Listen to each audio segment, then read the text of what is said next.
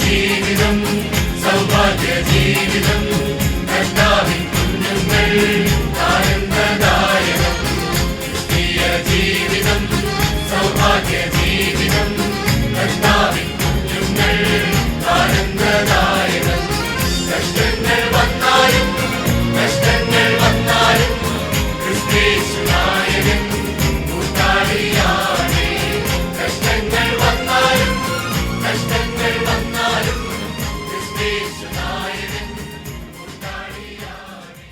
2025 അവസാന ദിവസങ്ങളിലേക്ക് നാം വന്നിരിക്കുന്നുവല്ലോ. ഈ വർഷത്തിൻ്റെ ആരംഭ ദിവസം മുതൽ ഈ ദിവസം വരെയും ദൈവം നമ്മെ പരിപാലിച്ചു. നമ്മുടെ ആവശ്യങ്ങളെല്ലാം കർത്താവ് കൂടെയിരുന്നു. ആ കർത്താവിന് നന്ദി നിറഞ്ഞ ഹൃദയത്തോടെ സ്തോത്രം ചെയ്യാം. നമുക്ക് ആയുസ്സും ആരോഗ്യവും ഒക്കെ നൽകിത്തന്ന ദൈവത്തിന് നന്ദി പറയാം. ഒരു പക്ഷേ നമ്മുടെ ജീവിതത്തിൽ പല പ്രയാസങ്ങളും ദുഃഖങ്ങളും രോഗങ്ങളും ക്ഷീണങ്ങളും ഒക്കെ വന്നിട്ടുണ്ടെങ്കിലും അതിൻ്റെ മധ്യത്തിലും നമ്മെ കൈവിടാതെ നമ്മുടെ കരങ്ങൾ പിടിച്ച് നമ്മെ ബലപ്പെടുത്തി നമ്മെ ധൈര്യപ്പെടുത്തി ഇന്നയോളം നടത്തിയ ദൈവത്തിന് നന്ദി നിറഞ്ഞ ഹൃദയത്തോടെ സ്തോത്രം ചെയ്യാം. ഓരോ ദിവസവും ദൈവം നമുക്ക് നൽകുന്ന ദാനങ്ങളാകയാൽ ദൈവത്തിന് നന്ദി പറഞ്ഞുകൊണ്ട് ജീവിപ്പാൻ കർത്താവ് നമ്മെ സഹായിക്കട്ടെ. ഓരോ ദിവസവും നാം ഉണർന്നു വരുമ്പോൾ ദൈവം നമുക്ക് നൽകുന്ന ആ വലിയ സ്നേഹവും കരുതലും കൃപകളും എത്രയോ വിലയേറിയതാണ്. ഓരോ ദിവസവും നാം ഉണരുമ്പോൾ ഒരു വലിയ പ്രതീക്ഷ നമ്മുടെ ഹൃദയങ്ങളിൽ ദൈവം നൽകിത്തരുന്നു. അതെത്ര വലിയ ഒരാശ്വാസമാണ്. നാം രാവിലെ കിടക്ക വിട്ട് എഴുന്നേറ്റ് വരുന്നത് സന്തോഷത്തോടെ ആകുവാൻ കർത്താവ് നമ്മെ സഹായിക്കട്ടെ. ദൈവവചനത്തിൽ നാം വായിക്കുന്നത് പോലെ ധാന്യവും വീഞ്ഞും വർദ്ധിച്ചപ്പോൾ അവർക്കുണ്ടായതിലും അധികം സന്തോഷം നീ എൻ്റെ ഹൃദയത്തിൽ നൽകിയിരിക്കുന്നു എന്നെഴുതിയിരിക്കുന്നു. അതുകൊണ്ട് ലോകപ്രകാരമുള്ള സന്തോഷത്തെക്കാൾ ഉപരിയായി ദൈവം നമ്മുടെ ഹൃദയങ്ങളിൽ നൽകുന്ന വിലയേറിയ സന്തോഷവും സമാധാനവും അത് ഇന്ന് രാവിലെയും അനുഭവിപ്പാൻ കർത്താവ് നമ്മെ സഹായിക്കട്ടെ എന്ന് പ്രാർത്ഥിക്കുകയാണ്.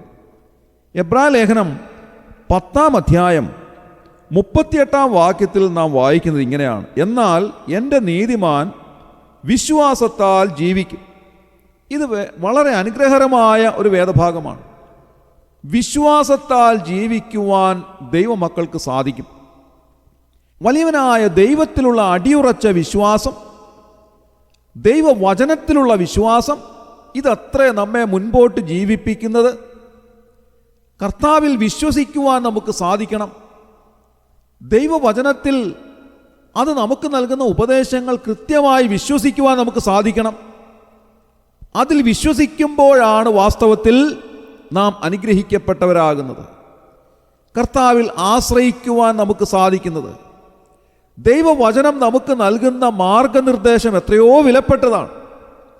നമ്മുടെ ജീവിതത്തിൻ്റെ ഏതൊരു മേഖലയിലും മുൻപോട്ട് ജീവിക്കുവാൻ നമ്മെ അനുവദിക്കുന്നത് ആ വിശ്വാസമാണ്. ദൈവവചനം നമുക്ക് നൽകുന്നതായ ഉറപ്പാണ്. എന്നെ ശ്രദ്ധിക്കുന്ന പ്രിയമുള്ളവരെ, നിങ്ങൾ വിവിധ മേഖലകളിൽ ഒരുപക്ഷെ ജോലി ചെയ്യുന്നവരായിരിക്കാം. ഒരുപക്ഷെ നിങ്ങൾ വളരെ ക്ഷീണിതരായിട്ട് രോഗികളായി കിടക്കുന്നവരായിരിക്കാം. എന്തു തന്നെ ആയിക്കൊള്ളട്ടെ, നിങ്ങളെ ധൈര്യപ്പെടുത്തുകയും നിങ്ങളെ ആശ്വസിപ്പിക്കുകയും നിങ്ങളെ മുൻപോട്ട് പോകുവാൻ ആവശ്യമായ മാർഗനിർദ്ദേശം നൽകുകയും ചെയ്യുന്നതാണ് ദൈവവചനം.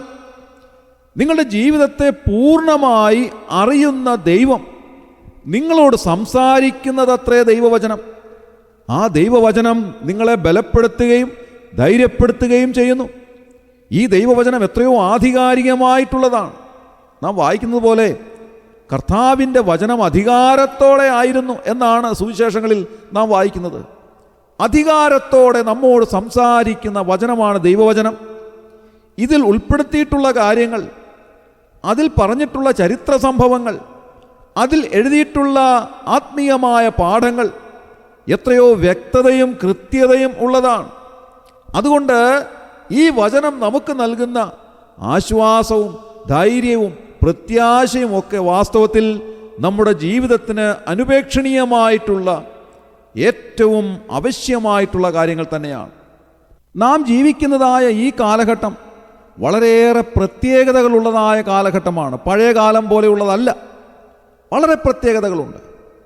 പഴയ കാലത്തേക്കാൾ ഉപരിയായി ഈ കാലത്തിൽ ജീവിക്കുന്ന എല്ലാവർക്കും മാനസികമായ ടെൻഷൻ, സ്ട്രെസ് ഉള്ളതായ ഒരു കാലഘട്ടത്തിൽ നാം ജീവിക്കുന്നു. ഏതെങ്കിലും ഒക്കെ കാരണം കൊണ്ട് എല്ലാവരുടെയും മനസ്സ് വളരെയേറെ പ്രക്ഷുബ്ധമാണ്. കൊച്ചു കുഞ്ഞുങ്ങൾ മുതൽ വളരെ ടെൻഷൻ അനുഭവിക്കുന്നവരാണ് എന്ന് വളരെ പെട്ടെന്ന് തന്നെ നമുക്ക് മനസ്സിലാക്കുവാൻ സാധിക്കും.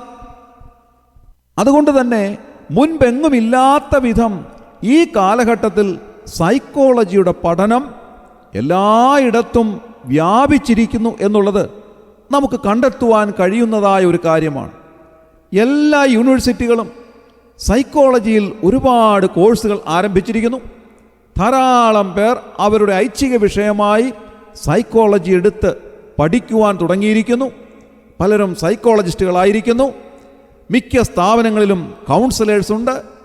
കുട്ടികൾക്ക് പ്രത്യേകമായ കൗൺസിലിംഗ് കൊടുക്കുന്നതിന് വേണ്ടി, അതുപോലെ തന്നെ ജോലി ചെയ്യുന്നവർക്ക് കൗൺസിലിംഗ് കൊടുക്കുന്നതിന് വേണ്ടി, മാനസികമായി ടെൻഷൻ അനുഭവിക്കുന്നവർക്ക് കൗൺസിലിംഗ് നൽകുന്നതിന് വേണ്ടി ഈ കാലഘട്ടത്തിൽ ഒരുപാട് കൗൺസിലേഴ്സ് ഉള്ളതായി നമുക്ക് ചുറ്റുപാടുകളിൽ കാണുവാൻ കഴിയും. ഇതൊന്നും പഴയ കാലത്തില്ലായിരുന്നു.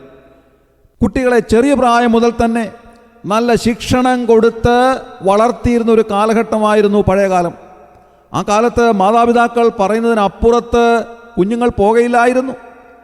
അവർ മാതാപിതാക്കളെ അനുസരിക്കുന്നവരായിരുന്നു. അധ്യാപകരെ ബഹുമാനിക്കുന്നവരും അനുസരിക്കുന്നവരുമായിരുന്നു. അധ്യാപകർ അവരെ ശിക്ഷിക്കുകയും ശാസിക്കുകയും ചെയ്യുമായിരുന്നു. അങ്ങനെ അവർ നല്ല സ്വഭാവമുള്ളവരായിട്ട് വളർന്നു വന്നിരുന്നു. എന്നാൽ ഈ കാലം വന്നപ്പോൾ എല്ലാത്തിനും വ്യത്യാസമായി. കുട്ടികളെ ശാസിക്കുവാനോ ശിക്ഷിക്കുവാനോ പാടില്ല എന്നുള്ള നിലയിലേക്ക് കാര്യങ്ങൾ വന്നു. അവർക്ക് ഉപദേശങ്ങൾ കൊടുത്താൽ അവർ സ്വീകരിക്കണമെന്നില്ല. മദ്യവും മയക്കുമരുന്നും ഒക്കെ ഉപയോഗിക്കുന്ന കുട്ടികളുടെ എണ്ണം ക്രമാതീതമായി വർദ്ധിച്ചിരിക്കുന്നു. സാൻമാർഗികമായ കാര്യങ്ങളെല്ലാം വിട്ടുകളഞ്ഞിട്ട് അസാൻമാർഗികമായ രീതികളിൽ ജീവിക്കുന്ന ധാരാളം കുട്ടികളെ നാം കാണുകയാണ്. അങ്ങനെ ലോകം മുഴുവനും അധപ്പതനത്തിലേക്ക് പോകുന്ന ഒരു കാലഘട്ടത്തിൽ നാം ജീവിക്കുന്നു. ദൈവവചനം നമ്മോട് പറയുന്നത് കാലം അതിൻ്റെ അന്ത്യത്തിലേക്ക് വന്നിരിക്കുന്നു എന്നുള്ളത് തന്നെയാണ്. അതുകൊണ്ട് ദൈവവചനം പറയുകയാണ്, എൻ്റെ നീതിമാൻ വിശ്വാസത്താൽ ജീവിക്കും, പിന്മാറുന്നു എങ്കിൽ എൻ്റെ ഉള്ളത്തിന് അവനിൽ പ്രസാദമില്ല. നാം പിന്മാറാതെ ദൈവവചനത്തിൽ ഉത്സുകരായി, ദൈവവചനത്തിൽ അടിസ്ഥാനമിട്ടവരായി, ദൈവവചനത്തിൽ വിശ്വസിക്കുന്നവരായി ജീവിക്കുമ്പോൾ ദൈവം നമ്മിൽ പ്രസാദിക്കുന്നു. നാം വായിക്കുന്നത് പോലെ ഈ ലോകത്തിന് അനുരൂപമാകാതെ നന്മയും പൂർണ്ണതയുമുള്ള ദൈവഹിതം ഇന്നതെന്ന് തിരിച്ചറിയേണ്ടതിന് മനസ്സ് പുതുക്കി രൂപാന്തരപ്പെടുവാൻ നമുക്ക് സാധിക്കണം. ഈ ലോകം നമ്മെ തകർക്കുന്നതായ ലോകമാണ്, തലമുറകളെ തകർക്കുന്ന ലോകമാണ്. എന്നാൽ ആര് ദൈവത്തിൽ ആശ്രയിക്കുന്നുവോ, ദൈവവചനത്തിൽ ആര് വിശ്വസിക്കുന്നുവോ, അവരിൽ ദൈവം പ്രസാദിക്കുന്നു. അവരുടെ ജീവിതത്തെ കർത്താവ് സഹായിക്കുന്നു, അനുഗ്രഹിക്കുന്നു.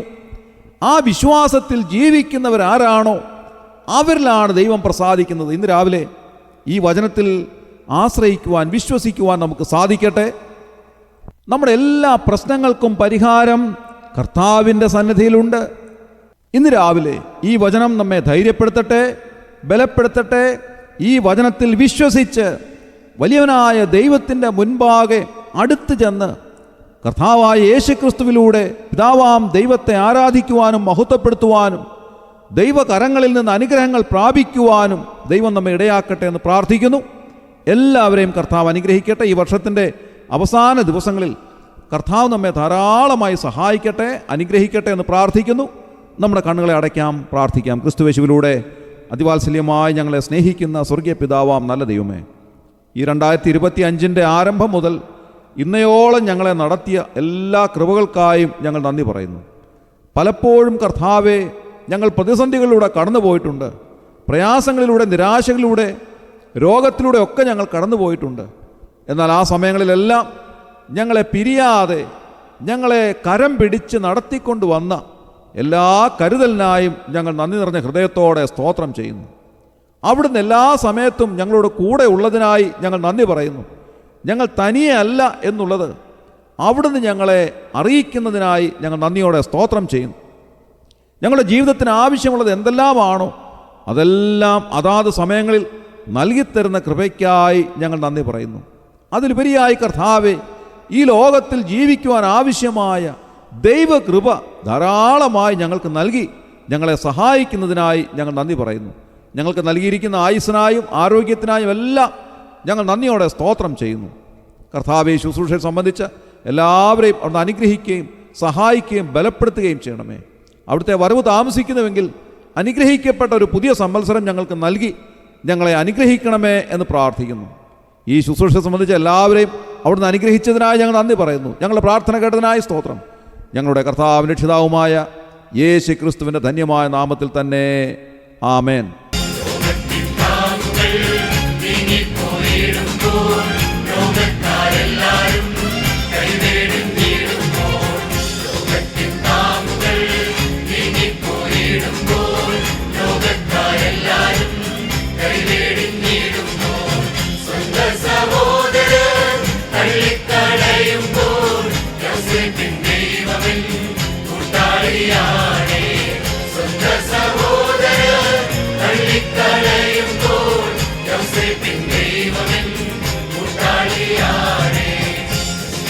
ജീവിതം സൗഭാഗ്യ ജീവിതം കർത്താവിൻ കുഞ്ഞുങ്ങൾ ആനന്ദദായകം.